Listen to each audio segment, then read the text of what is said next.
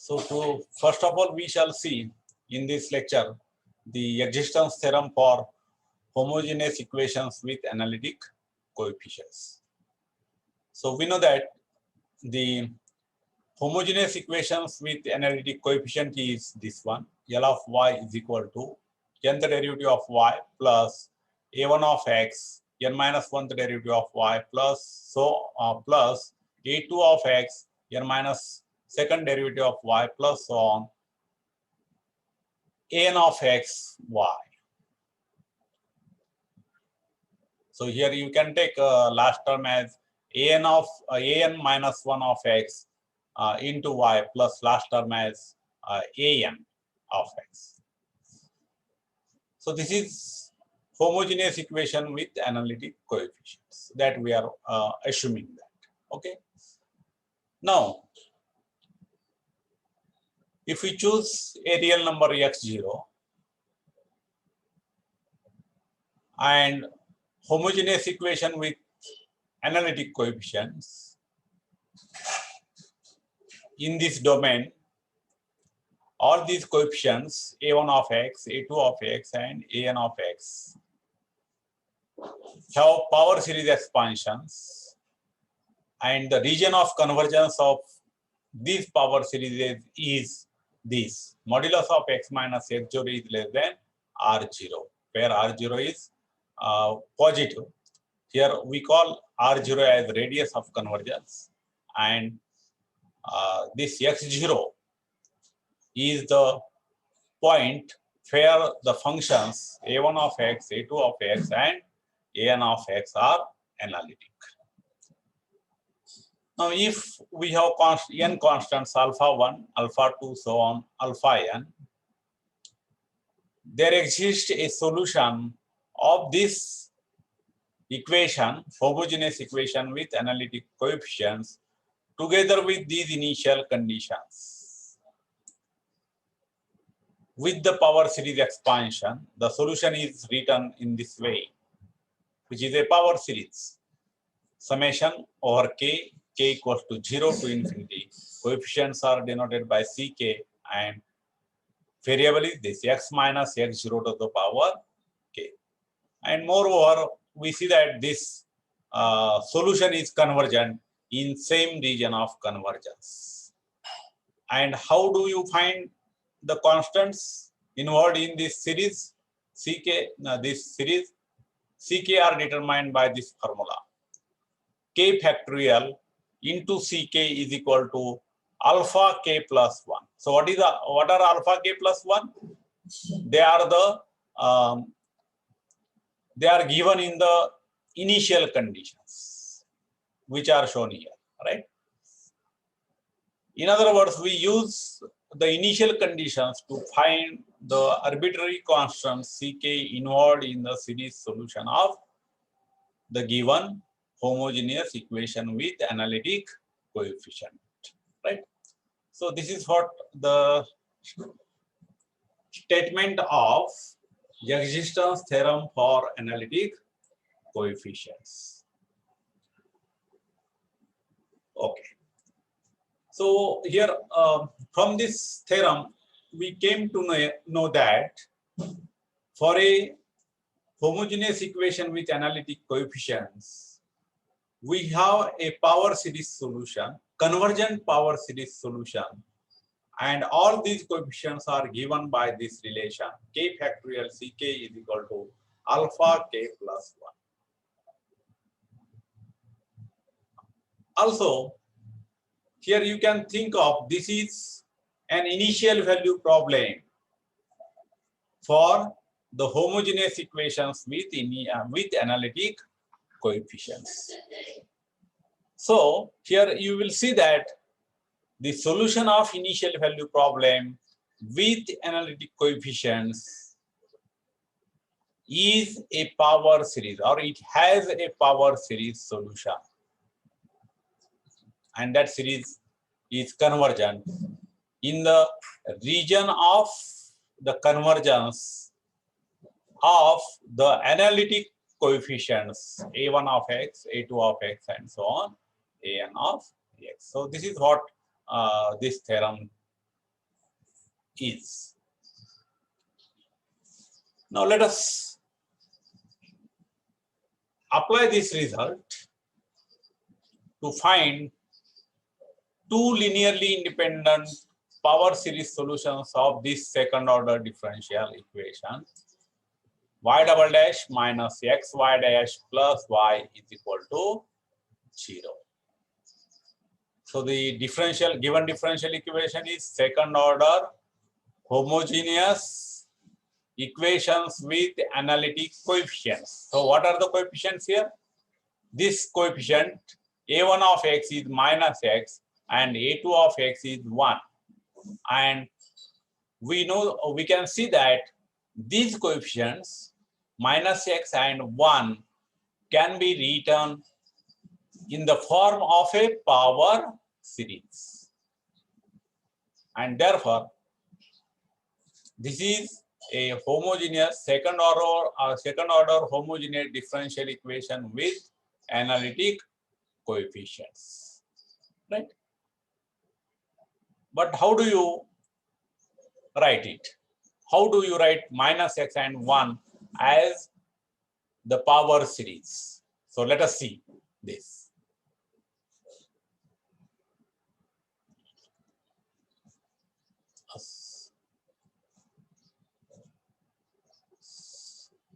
So we have minus x function or coefficient as minus x. So this can be written as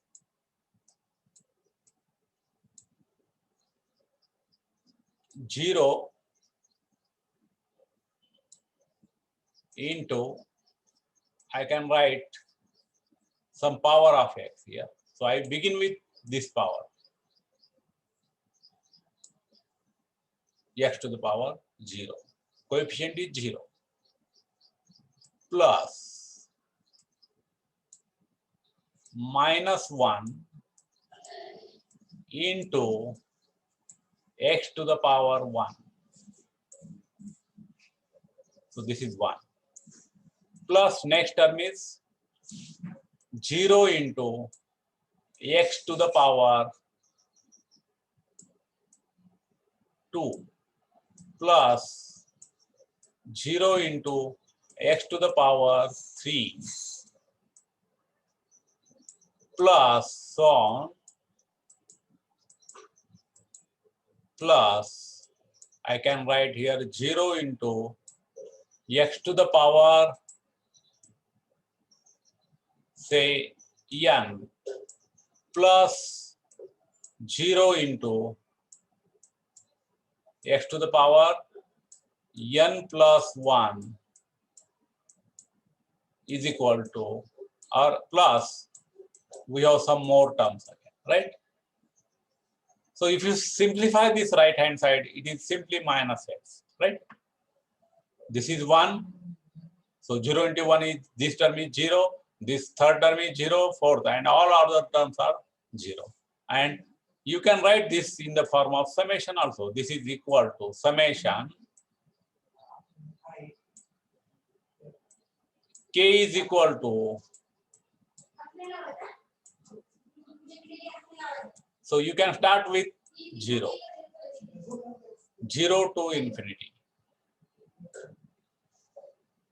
So I can write here minus k, coefficient as minus k, into x to the power k. So this is the power series for the function minus x. So you can test whether this is equal to this long expression or not. So for that you start with k is equal to 0. So if k is equal to 0, this coefficient is 0. X to the power 0 is 1. So you get first term. Then k is equal to 1. So this is minus 1. X to the power 2, right? And then if you take k is equal to, yes, you can represent this coefficient in different way so that all other coefficients are 0 in the rest of the cases. Okay. Now you can see one can be written in this way also, this long expression as a power series.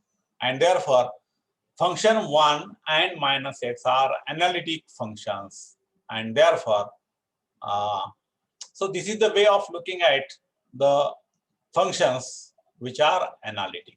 So as far as this example is concerned, the coefficients minus x and 1 both are analytic.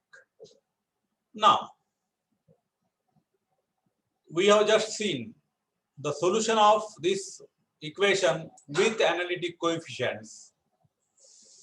With analytic coefficients is the series phi of x is equal to this summation n is equal to 0 to infinity an x to the power n. No matter you write summation from a to x k to k from 0 to infinity, or n is equal to 0 to infinity. It doesn't matter.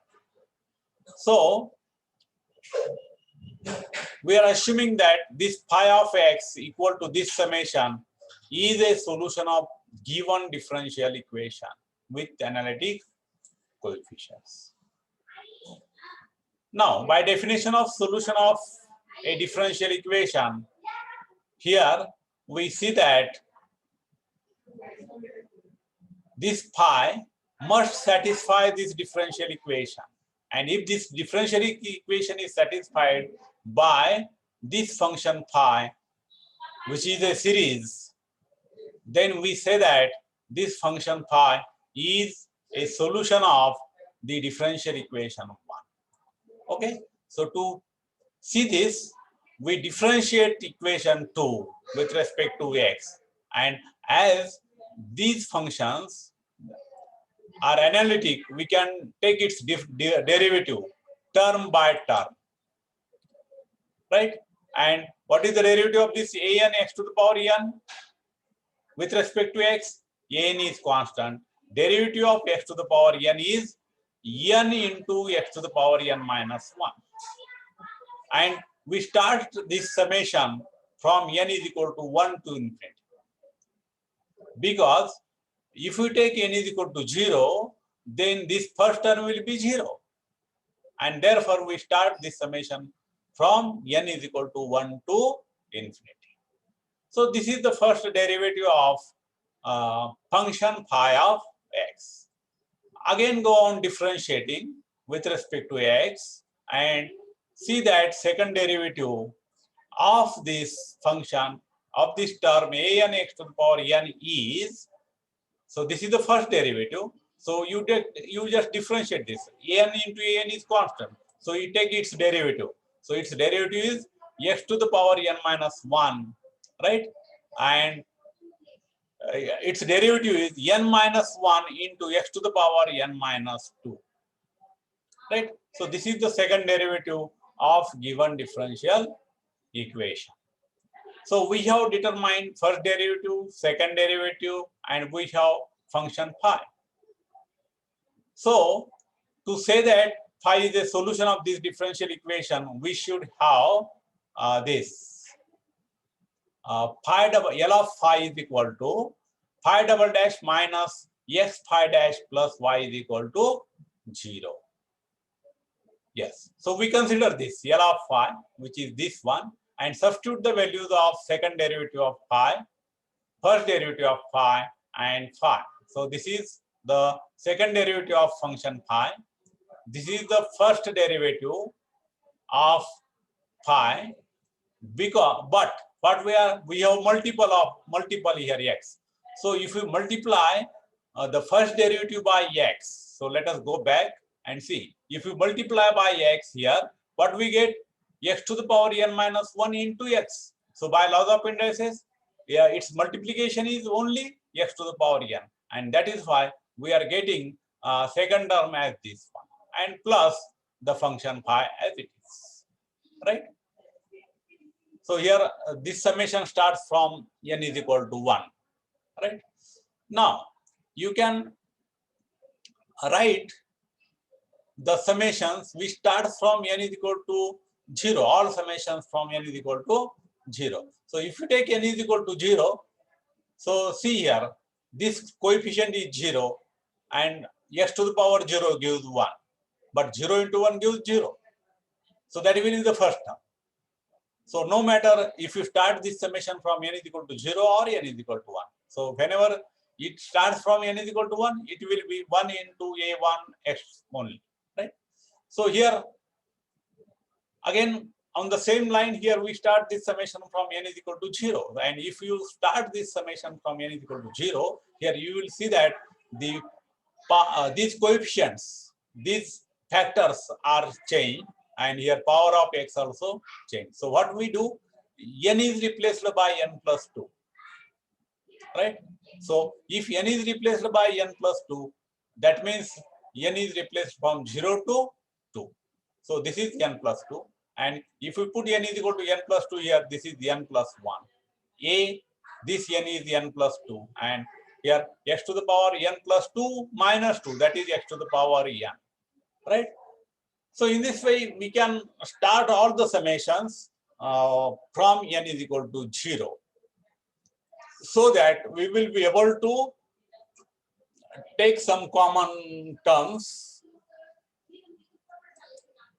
like this. So here we have taken x to the power n common. X to the power n is here, here, and here, right? And what are the coefficients? Here coefficient is this. So that I have written as first term in the summation. This is second term, second coefficient, and last coefficient is here, right? Now, to have phi as a solution, we know that L of phi is 0, and therefore we take this expression as 0. Yes, and this expression is 0. That implies either this coefficient is 0 or x to the power n is 0. But x to the power n cannot be 0, and therefore this coefficient is equal to 0, right? And then you can obtain a relation between the coefficients an plus 2 and an. So this is the relation.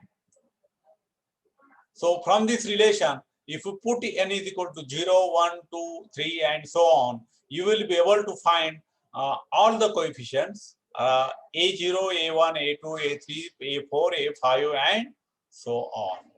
So let us do this job now. So for that, I am taking n is equal to 0 first, and that gives. So if we take n is equal to 0, I am able to find the coefficient a2. So this is equal to n is equal to 0. So this is minus 1. Numerator is minus 1, and denominator is 2 into 1, that is 2. And a0, because I am taking n is equal to 0. So the value of a2 will be in terms of a0, right? Now to find next coefficient, we put n is equal to 2. And if we put, n is equal to 1 first. So if you put n is equal to 1, so that will give a3, and this is equal to, so n is equal to 1, numerator is 0, denominator is, here it is 3 into 2, and a1. But this, because of numerator is 0, whole thing goes 0, right? So that means n is equal to 1. If we put n is equal to 1, we have a3 coefficient, and a3 coefficient is 0, right? Then we determine next coefficient a4. So that is, for that we put n is equal to 2. In the same expression, you will get a4 and 1 upon 4 into 3. I am putting n is equal to 2 here. So 2 minus 1 will be 1, and these corresponding changes will be there. And here it is n is equal to 2 I am taking. So this is a2, right? And therefore, we get the value of coefficient a4 in terms of a2. But we know the value of a2 in earlier step, and put that value here. That is minus 1 by 2 into 1 into a0. And by putting this value, you will get minus 1 upon 4 into 3 into 2 into 1, a0. And you can rearrange this in this way. 4 can be written as 2 into 2, right? So for this 2, I can write 2 factorial. For this 4, I can write 2 square, and this is 3. And 2 into 1 is 2 factorial. So this is just a arrangement. So this is minus 1 upon 2 factorial 2 to the power 2 into 3a0. Now put n is equal to 3. So here you will see that after putting n is equal to 3, what we get? A5 here, n is equal to 3 means here we will get 2, but here n is equal to 3. That is, then we have A3 coefficient. But what is A3 coefficient? That is 0. And therefore, this coefficient A5 coefficient will be 0.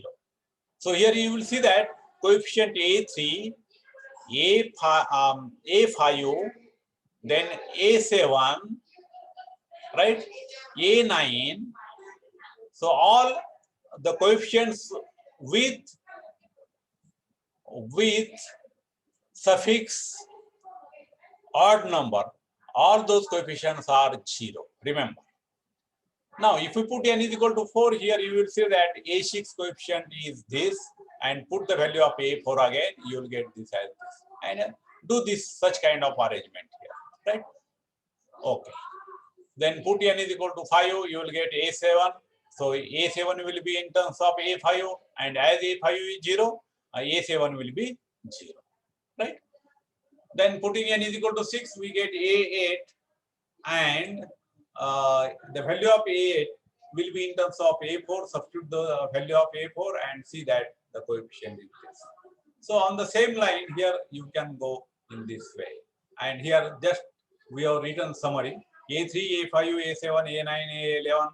So the suffix with odd index, all these coefficients will be 0, and all remaining coefficients with even suffix are given by this relation.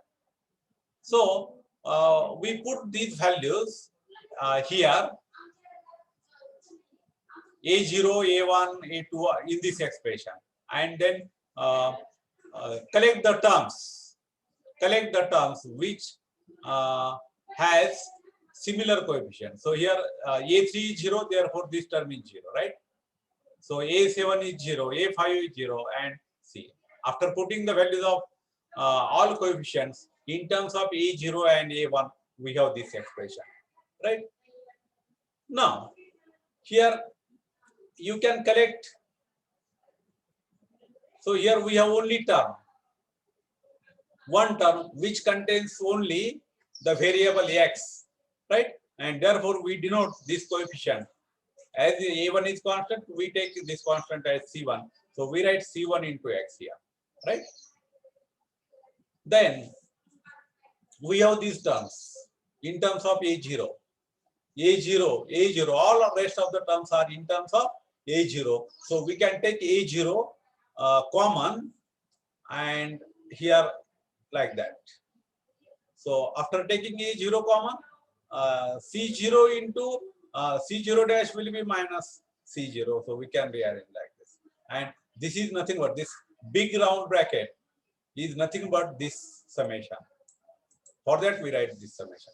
And that is why we have arranged some factors in this way: 2 to the power 1, 2 to the power 2, 2 to the power 3. So likewise we have 2 to the power m to whenever we write such type of summation. So 1 factorial, 2 factorial, 3 factorial. So this is the m factorial, and this is one less number. So 3 odd number, 3, 5 like that, and therefore this is 2m minus 1. This is odd. And what is the power of x? It is 9. 1 more than that. So 2m minus plus 1 is x to the power 2m. So this is the solution. So first solution is x, and another solution is this series solution.